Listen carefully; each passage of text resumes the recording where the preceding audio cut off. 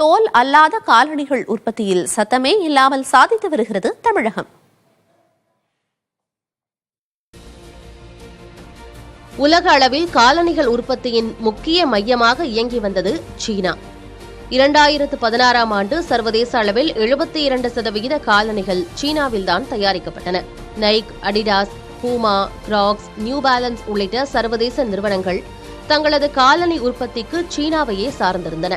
ஆனால் அமெரிக்காவுடனான வர்த்தக மோதல், தைவானுடனான பிரச்சினை, ஊழியர்களுக்கான சம்பள உயர்வு உள்ளிட்ட விவகாரங்களால் சீனாவில் காலணி உற்பத்தி சரிவை சந்தித்தது. அதே நேரம் காலணி உற்பத்தியில் இந்தியா தனி கவனம் செலுத்தி வருகிறது. தோல் காலணிகள் உற்பத்தியில் முன்னணியில் இருக்கும் தமிழகம் தற்போது தோல் அல்லாத காலணி உற்பத்தியிலும் சிறப்பாக செயல்பட்டு வருகிறது. சர்வதேச நிறுவனங்களான நைக், கிராக்ஸ், அடிடாஸ், பூமா ஆகிய நிறுவனங்கள் தங்கள் செயல்பாட்டை தமிழகத்தில் தொடங்கியுள்ளன.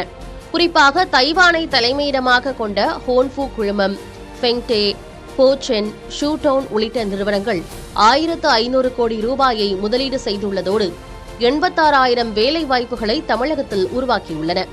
ஆனால் இது தற்செயலாக நடந்தது இல்லை என்றும் இதற்காக தமிழக அரசு பல்வேறு நடவடிக்கைகளை மேற்கொண்டதாகவும் கூறியுள்ளார் தொழில்துறை செயலாளர் அருண் ராய். தொழிற்சாலைகள் இயங்குவதற்கான உகந்த சூழலுடன் போதிய மனிதவளம் தமிழகத்தில் உள்ளதாகவும் தெரிவித்துள்ளார்.